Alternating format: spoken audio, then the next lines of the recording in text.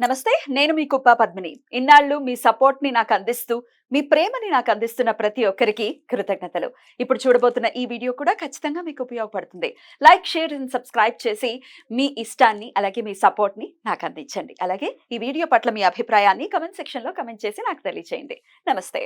నమస్తే. Welcome to our channel. నేను కుప్ప పద్మిని. ప్రస్తుతం మనతో పాటు ప్రముఖ ఆధ్యాత్మికవేత్త, నారీసేన ఫౌండర్, దత్త ఉపాసకురాలు శ్రీమతి లతా దత్త గారు మనతో పాటు ఉన్నారు. మాట్లాడదాం. నమస్తే అక్క.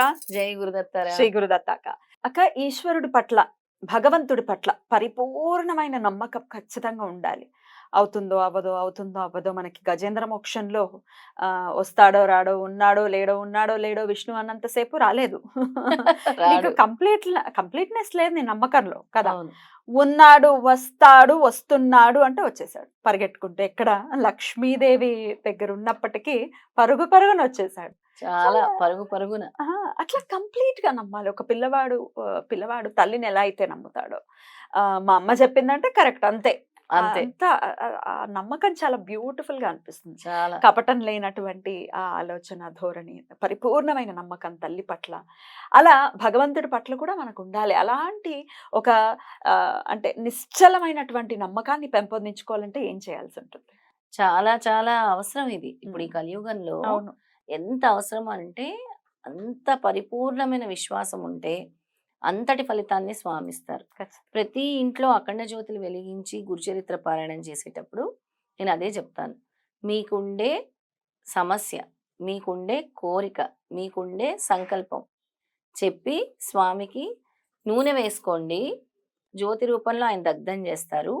మీ రాతలు ఇక్కడ రాస్తారు. పరిపూర్ణమైన భక్తి, విశ్వాసంతో మీరు పారాయణం చేయండి. మీకు జరుగుతాయని.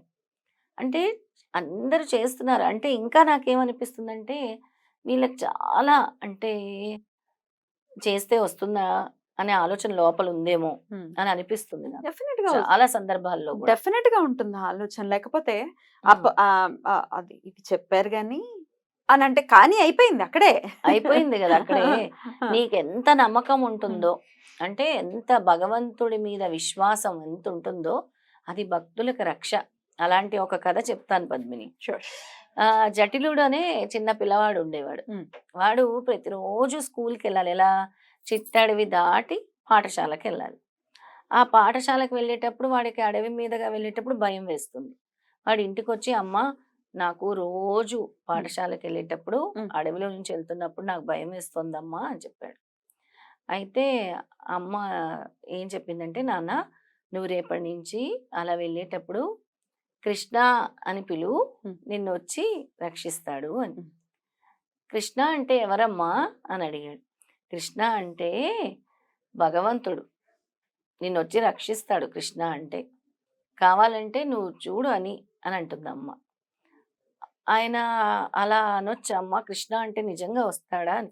నిజంగా కృష్ణుడు నీకు తోడుంటాడమ్మా. హ్మ్. నేను చెప్తున్నాను గదా! కృష్ణుడు నీకు తోడుంటాడు. హ్మ్. నువ్వు పాఠశాలకు వెళ్ళే వరకు తోడుంటాడని తల్లి చెప్తుంది. హ్మ్. ఆ అబ్బాయి వెళ్తాడు. మర్నాడు వెళ్తాడు. వెళ్తూ వెళ్తూ భయమేస్తుంది. చిట్టడవి రాగానే భయమేస్తుంది. కృష్ణ అని పిలుస్తాడు. హ్మ్. అయితే ఏమీ రాకపోయేసరికి ఇంకా భయమేసి గట్టిగా "అన్నా కృష్ణ, అన్నా కృష్ణ" అని అరుస్తాడు. "అన్నా కృష్ణ, అన్నా కృష్ణ" అని. "ఏంటి తమ్ముడు" అని ఒక బాలుడి రూపంలో వస్తాడు. ఆ! క్యూట్. హ్మ్. బాలుడి రూపంలో వచ్చేసి, "తమ్ముడు రా, నేనున్నాను కదా!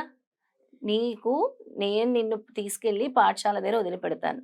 ఇప్పుడే కాదు, నువ్వు ప్రతిరోజు నన్ను పిలిచినా నేనొస్తాను. నీకేం భయం లేదు తమ్ముడు, నేనున్నాను కదా!" అనుకుంటూ చక్కగా తీసుకెళ్ళి వదిలేస్తాడు. ఇది ఎంతటి నిదర్శనం అని చెప్పుకోవచ్చసలు. ఖచ్చితంగా.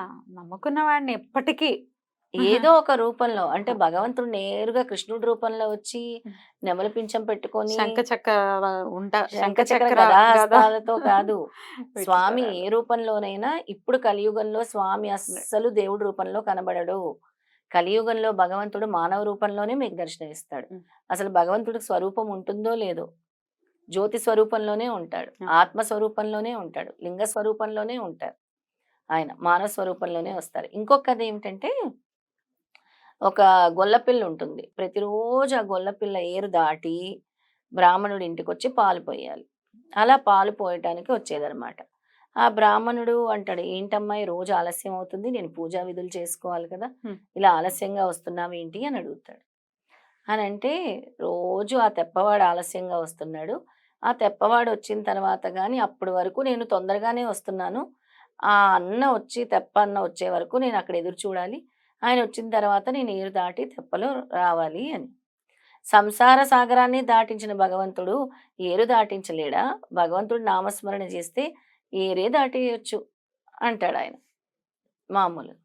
ఈ అమ్మాయి దాన్ని చాలా ఎలా అంటే, నిజమే, నాకెందుకు రాలేదు ఈ ఆలోచన అనుకుందట. హ్మ్. అంటే అది చాలా నిజంగా భగవంతుడే వస్తాడు కదా!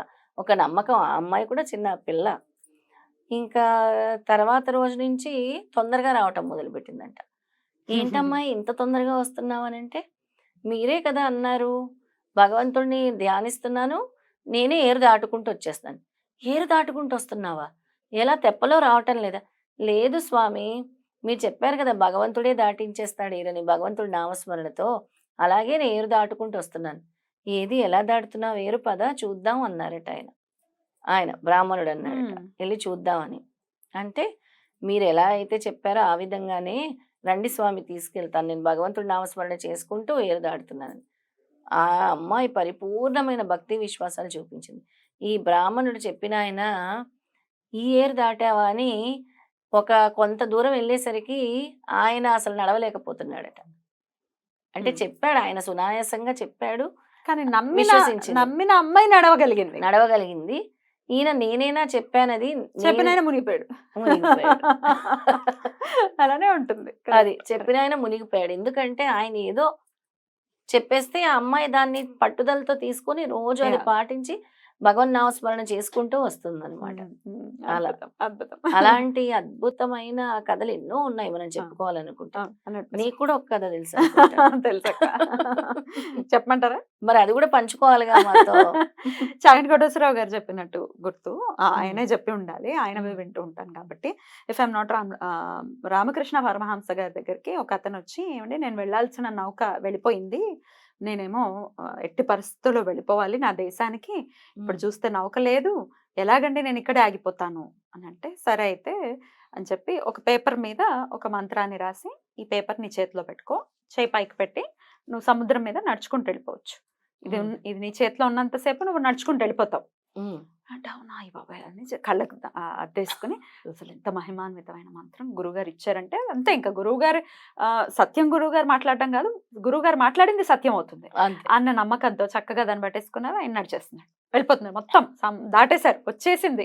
ఆ! వచ్చేసింది ఇంకా స్టేషన్ వచ్చేస్తుందన్నమాట. అంతే. ఇంకొంచెం దూరం ఇంకొంచెం ఉంది. దూరంలో రీచ్ అవుతారన్నప్పుడు మైండ్‌లో వచ్చింది ఆలోచన. హ్మ్. ఏంటి ఇంత మహిమాన్వితమైన మంత్రం? ఏం రాసారు ఈ పేపర్‌లో?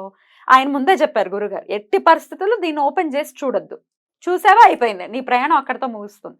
అంటే తీరలేదు. ఇంకొచ్చేస్తోంది కదా!